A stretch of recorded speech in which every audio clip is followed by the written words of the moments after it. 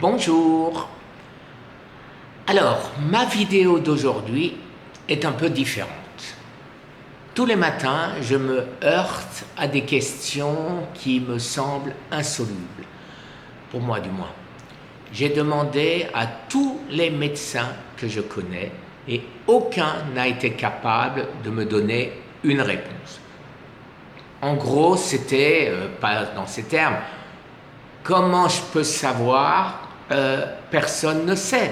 Personne n'a fait, donc personne ne sait. Donc, ma question, c'est quoi?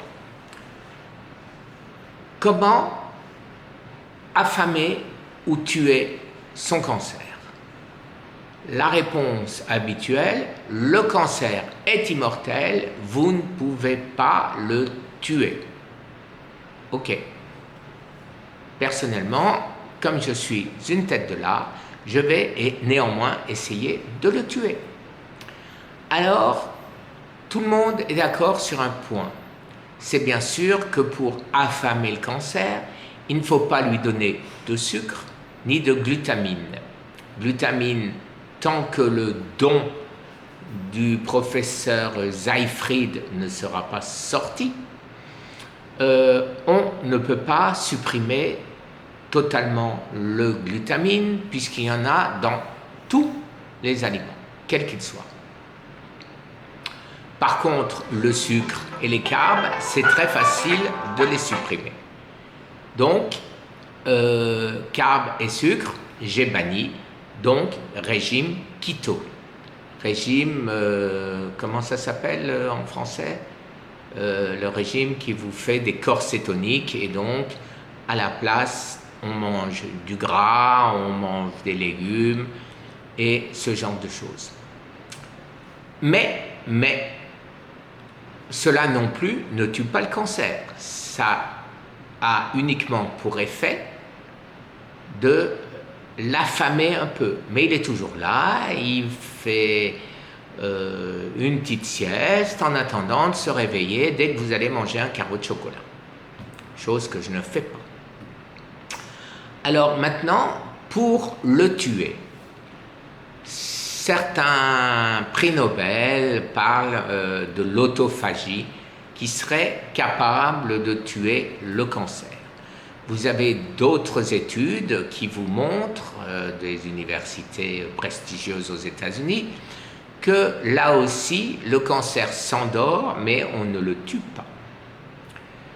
Donc, il y a deux types d'autophagie. Ce qu'on appelle aux États-Unis le dry fasting, c'est-à-dire que vous ne buvez pas ni ne mangez. Vous avez le water fasting, vous ne mangez toujours pas, mais vous pouvez boire. Alors, dans un cas de perte de poids, il me semble évident que le dry fasting est mieux, dans la mesure où il consomme beaucoup plus de cellules graisseuses, simplement pour vous fournir l'eau que vous avez besoin.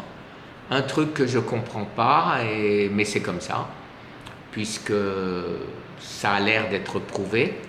100 grammes de graisse, le corps vous produit 120 grammes d'eau. Donc, bien sûr, tant que vous avez de la graisse, vous ne vous déshydraterez pas. Mon propos n'étant pas là, mon propos, c'est de tuer mon cancer, je le répète. Donc, à force de raisonnement, je me suis dit, si je perds mes kilos trop vite, il m'en reste encore une dizaine, 12, quelque chose comme ça, mon cancer ne sera peut-être pas mort et aura donc le temps de se régénérer une fois que je vais remanger un petit peu.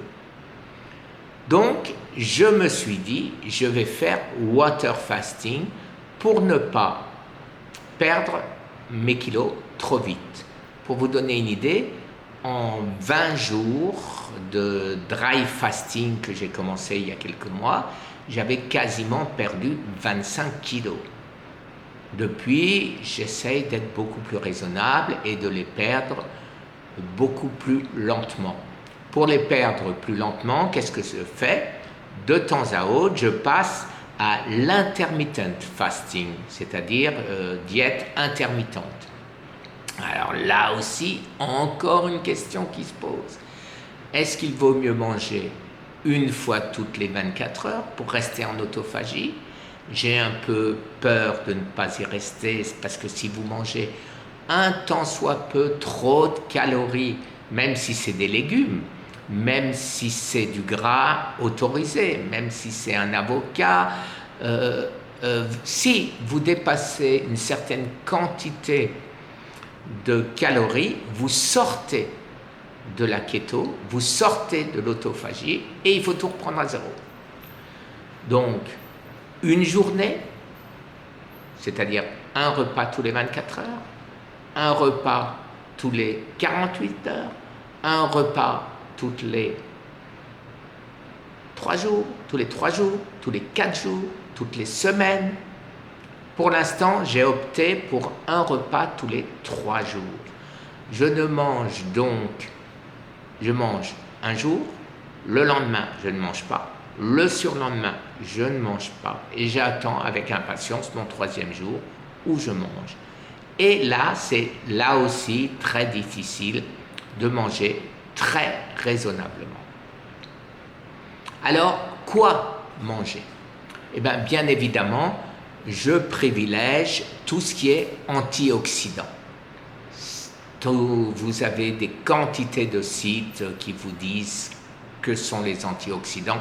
Je ferai une autre vidéo où je dirai spécialement tout ce que je mange.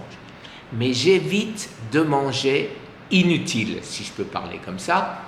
Inutile, ça veut dire pour moi quelque chose que je mange par goût et qui n'est pas capable de tuer mon cancer. Donc, je ne bois quasiment que du thé vert, même pas d'eau, même pas rien, du thé vert, c'est de l'eau avec du thé vert. Je mange, dans tous mes plats, il y a une tonne d'ail, de gingembre, de turmeric. Je privilégie les brocolis sprouts, c'est les bébés brocolis. Tout ce qui est censé tuer le cancer, je le mange et je ne mange que ça. Je ne vous dis pas que c'est facile, mais quand c'est ça ou mourir, c'est un peu plus facile.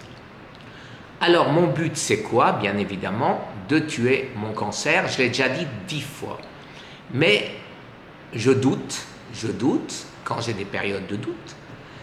Et quand je doute, je pense que c'est simplement pour survivre au cancer, pour guérir du cancer. Vous avez 2 professeurs célèbres en France, Laurent Schwartz et le professeur Joyeux, qui sont dans cette ligne, qui cherchent et qui vont trouver. Donc mon but aujourd'hui, même si je n'arrive pas à guérir du cancer par moi-même en le tuant, je veux simplement survivre suffisamment longtemps pour que ces chercheurs trouvent la solution. Comme vous le savez, je suis en train de constituer une société loi 1901, non pas pour vous prendre vos sous, puisque nous en donnons très largement suffisamment à tous les organismes existants, mais pour insister, pour obliger ces organismes qui prennent notre argent et qui ne distribuent pas correctement. Correctement, je veux dire, pourquoi se limiter à donner de l'argent à des gens, je pèse mes mots, incapables de résoudre le problème du cancer, puisque en 50 ans, il n'y a eu aucune amélioration. Je ne sais pas les chiffres pour la France, mais aux États-Unis, c'est exactement pareil, avec une augmentation de la mortalité du cancer de 10% par an. Et on donne de plus en plus d'argent aux mêmes. personnellement, je trouve honteux et ridicule. J'ai eu le plaisir d'avoir une réponse de notre président américain très sympathique et dont je remercie. J'ai toujours pas fait ma vidéo de remerciement en anglais et je m'en excuse. Mais tout ça pour dire que nous sommes écoutés. On pourra se faire écouter. Et on n'aura pas besoin de mettre des gilets noirs, puisque c'est noir comme on est mourant ou condamné à mort. Bon, on peut dire ça comme on veut. On ne va pas aller casser des monuments. Voilà. On veut simplement qu'on donne aux gens qui sont capables de trouver une réponse. Il y a suffisamment de preuves, de recherches intelligentes, efficaces, pour qu'ils puissent, toutes ces sociétés que j'ai déjà nommées, puissent sortir 1, 2, 3% des sommes considérables qu'elles récupèrent afin de les donner, afin d'aider nos chercheurs, nos vrais chercheurs. Les autres, je ne sais pas ce qu'ils font de nos sous, de vos sous. Voilà, je pense, écoutez, si quelqu'un parmi vous me donne des idées, alors je récupère, je dis très rapidement ma question. Keto, dans tous les cas de figure. Autophagie, oui, dans tous les cas de figure. Autophagie long, sans rien manger, très long, 20 jours, 40 jours, j'en suis capable. Autophagie intermittente, pendant combien de temps? Bien sûr, je préférerais manger tous les 24 heures. Si tous les 48 heures, c'est mieux, ça suffit, je ferai 48 heures. Et le repas, que des antioxydants, mais quelle quantité, quels antioxydants? Voilà, vous savez tout et j'espère avoir des réponses de vous-même qui vont me faire des réponses au feeling, comme moi je me traite au feeling. Et j'espère qu'il y a des gens compétents, des professeurs, des chercheurs, des médecins qui ont mes réponses à mes questions et qui vont me les donner. Merci chers amis, merci de votre aide. Un dernier petit mot, encore un dernier. Le combat dans lequel je me suis impliqué aujourd'hui, vous devez savoir que vous m'aidez énormément, dans la mesure où ce combat me tient en vie. J'ai une raison de vivre. J'ai une raison pour sauver 1 million de personnes tous les ans entre la France et les États-Unis. C'est une belle raison. J'espère y arriver et je ferai tout pour y arriver. La seule chose qui pourra m'y empêcher, c'est que je serai mort avant. Merci, au revoir.